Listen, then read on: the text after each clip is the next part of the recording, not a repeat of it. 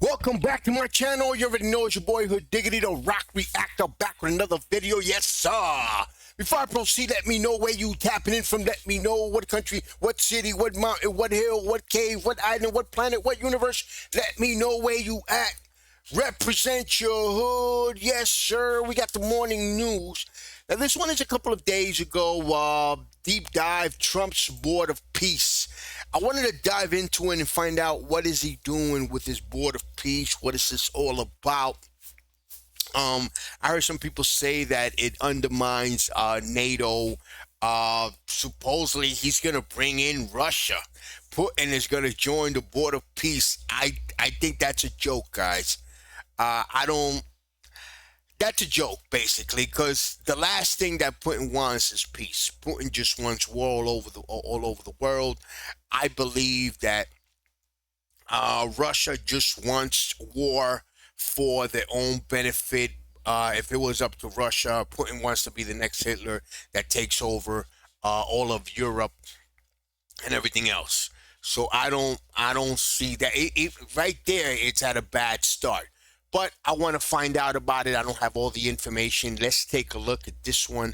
And of course, subscribe to my channel if you haven't already. Hit the like button. Any donations to my channel will be greatly appreciated. My PayPal account is on the screen. Let's see what this is about.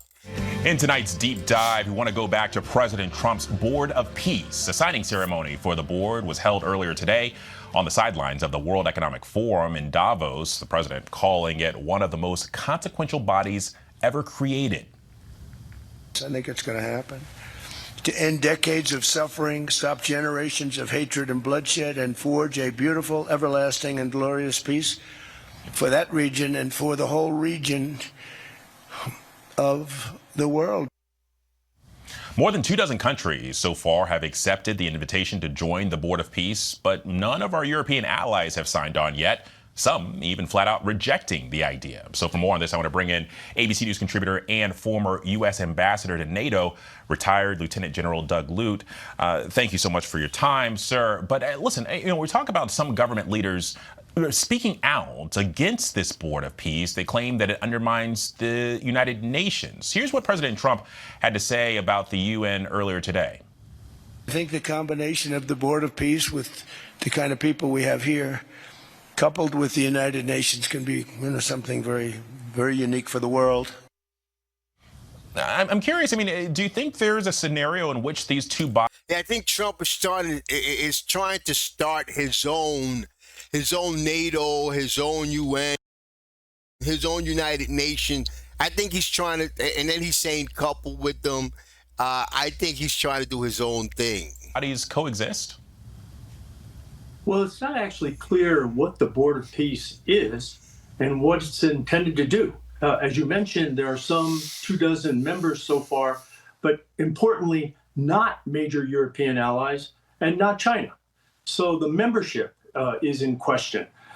And even for the U.S., the Board of Peace charter that the president displayed at Davos today is only an executive agreement. It doesn't have the weight of a treaty, which would require 2/3 ratification in the U.S. Senate, like the UN charter. It does have the weight of a treaty. So there are a lot of questions here.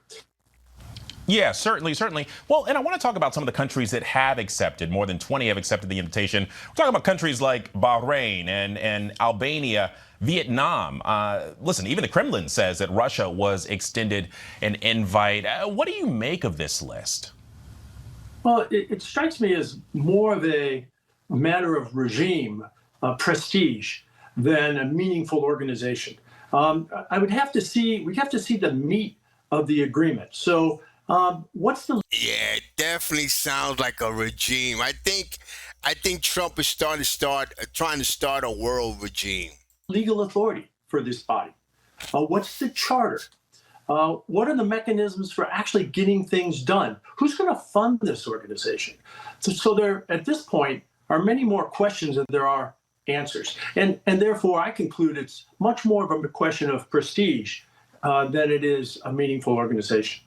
Yeah, and you bring up a really good point about seeing the meat of the agreement, and you know that's well taken. But I'm curious, you know, whenever you see some of the folks on this list, we'll see what Russia decides to do. But in any way, does this potentially challenge NATO? No, I don't think so. Not at all. First of all, until you settle the outlines of Not yet. It's not going to challenge NATO yet, guys. the authorities and the organization, it's very difficult to figure out what this body might be capable of. What we do know is that the original purpose of the Board of Peace was linked to the post-war situation in Gaza. So I think the first test of this Board of Peace will be Gaza itself. Who disarms Hamas?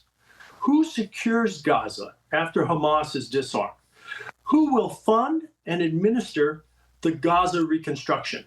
So first things first, and the first test, I think, for the Board of Peace is clearly its original intent, which is Gaza. Well, and something else that has been making headlines that President Trump could potentially hold the chairmanship for life. I'm curious, I mean, how could that reshape foreign policy and what power future administrations could hold on the world stage? Well, again, this is only an executive agreement. So this is an agreement that President Trump has signed, and it has the authority of the White House today, but it doesn't bind future administrations. And it certainly doesn't bind the body itself if President Trump is no longer president. So it's, again, there are many more questions here than there are clear answers.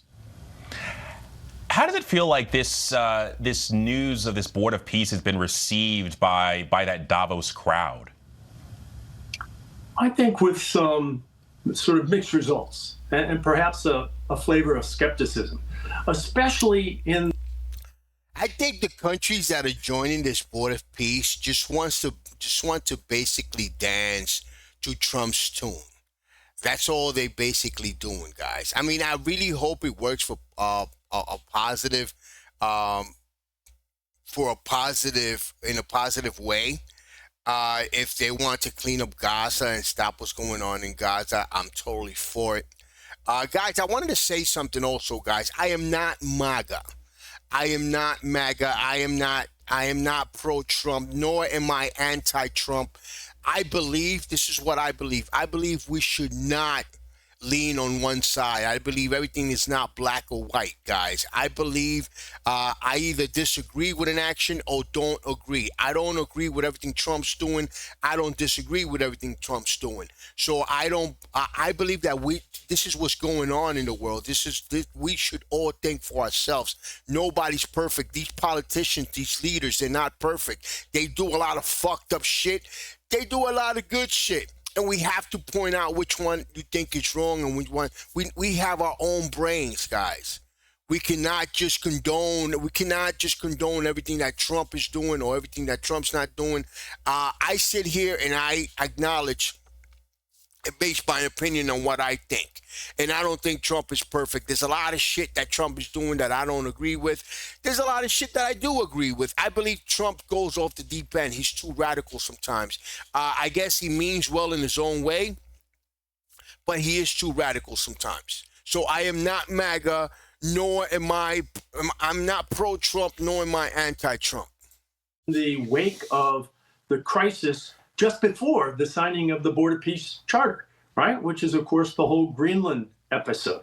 And so it's not clear, I think, to many participants in Davos, how the country, the United States, that can make the crisis in Greenland over territorial integrity and sovereignty of an allied country turn on its tail and one day later sign an ambitious but not well-defined Board of Peace. So I think there's some skepticism there until the details are seen.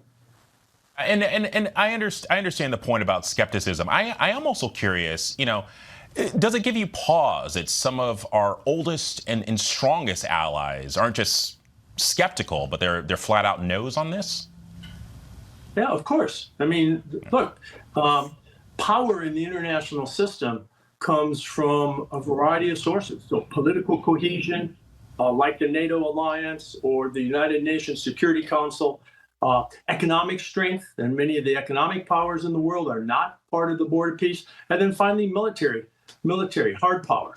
And so this charter that was signed is an ambitious but not yet well-defined start. A lot of wait and see. Lieutenant General Doug Lute, hey, thank you so much for the time, sir. Damn right. A lot of wait and see. A lot of wait and see. I just hope this turns out for in a positive way. I hope this does more good than bad. I like the fact that they're talking about cleaning up Gaza and helping people out in there. That's very well needed. But a lot of wait and see. Like the dude said, a lot of wait and see. Guys, you already know, man. Subscribe to my channel. Hit the notification bell. Hit the like button. Any donations to my channel will be greatly appreciated. My PayPal account is on the screen. May God help us all. Peace, love, and God bless.